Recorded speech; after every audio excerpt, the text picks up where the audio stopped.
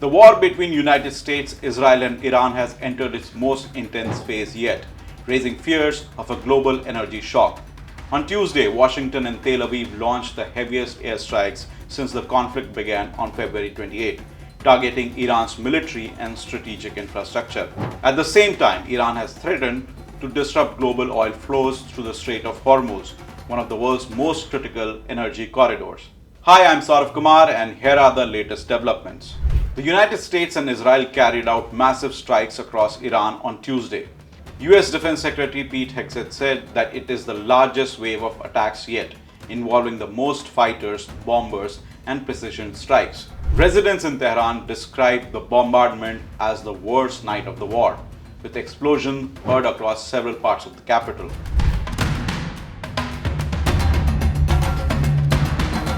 The biggest concern now is the Strait of Hormuz. Iran's Revolutionary Guards have warned that they could block oil shipments from the Gulf if the US and Israel attacks continue. Nearly 20% of the global oil supplies pass through the narrow waterways every day.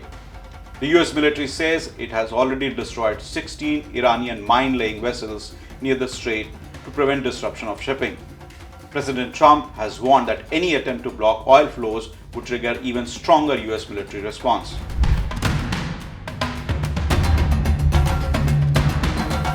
Early Wednesday, Iran launched new retaliatory strikes. Missiles and drones were fired towards Israel, Bahrain, and Iraqi Kurdistan, where US forces are stationed. Air raid sirens sounded across Jerusalem and Tel Aviv, while Saudi Arabia said it intercepted drones targeting a major oil field. A drone also struck a US diplomatic support facility near Baghdad airport, though no casualties were reported.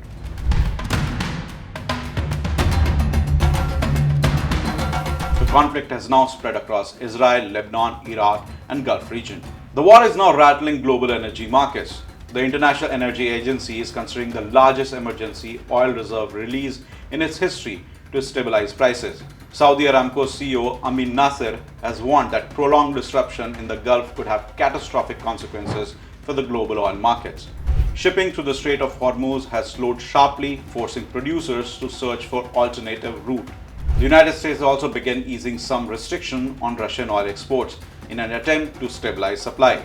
European leaders say that soaring energy prices could make Russia one of the biggest beneficiaries of the crisis.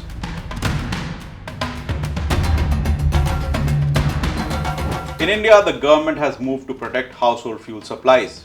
A panel of executives from Indian Oil, BPCL and HPCL has been set up to prioritize LPG distribution for essential sectors. Reliance Industries says it is ramping up LPG output at its Jamnagar refinery while diverting natural gas to priority sectors. Businesses are already feeling the pressure. Air India has said that it will introduce fuel surcharges from March 12 as jet fuel costs rise.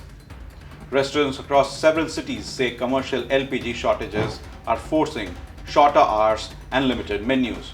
Shipping companies have also imposed war risk surcharges as vessels avoid Gulf routes. As the conflict intensifies, the government says India's domestic energy supply remains secure. Union Petroleum Minister Hardeep Singh Puri says India is diversifying imports and protecting household fuel access. He said, "We have taken steps to ensure 100% supply of CNG and PNG to domestic consumers, while industries continue to receive 70 to 80% of their supplies despite the war situation. There is no shortage for domestic consumer and no reason for panic." That's it for today's capsule. This is Saurav Kumar. Thanks for watching.